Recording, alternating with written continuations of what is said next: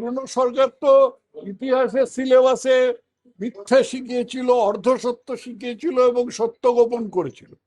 এই যে আমাদের পশ্চিমবঙ্গ রাজ্য, এই পশ্চিমবঙ্গ রাজ্য কি করে তৈরি হলো, পেছনে কি ইতিহাস ছিল?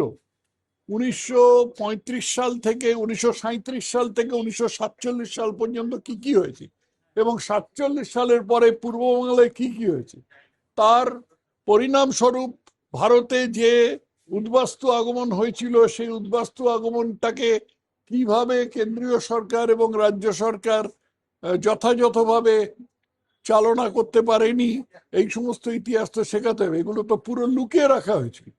আর বিশ্ব ইতিহাস সম্বন্ধে বলা যায় যে বহু জিনিস যেগুলো লুকিয়ে রাখা হয়েছে, যেমন নাকি স্টালিনের আমলে কত লোক দুর্ভিক্ষে মারা গিয়েছিল, তারপর মাও জেতুং এর আমলে গ্রেট লিপ ফরওয়ার্ডের আমলে কত লোক দুর্ভিক্ষে মারা গিয়েছিল, এগুলো বিশ্ব ইতিহাসে শেখাতে হবে।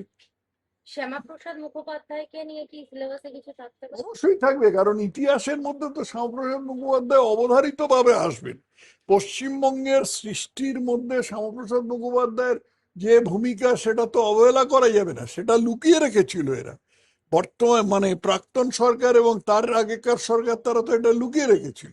এইটাকে সামনে এনে দিতে হবে। সিলেবাস কমিটি কিছু উপদেশ দিলেন? এগুলোই উপদেশ দিলাম, এগুলোই উপদেশ।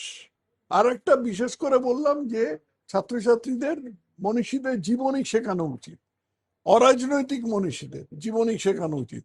যেমন সত্যেন্দ্রনাথ বসু কে ছিলেন, হাজী মোহাম্মদ মহসিন কে ছিলেন, ঠাকুর পঞ্চানন কে ছিলেন, জগদীশচন্দ্র বসু কে ছিলেন, এগুলো তো বেশিরভাগ ছেলে মেয়ে জানেই না।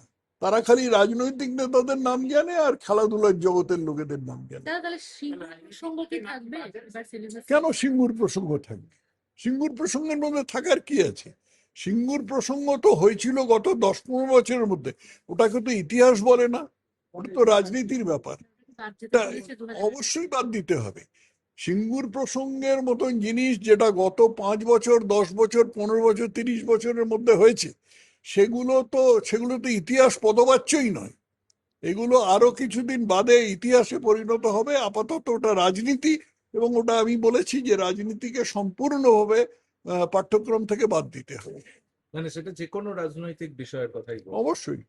আরো ভালো ভালো খবর দেখতে সাবস্ক্রাইব করুন বাংলা হান্টের ইউটিউব চ্যানেল। বাংলা হান্টের আরো খবর দেখতে নজর রাখুন। বাংলা খবর মানেই বাংলা হান্ট।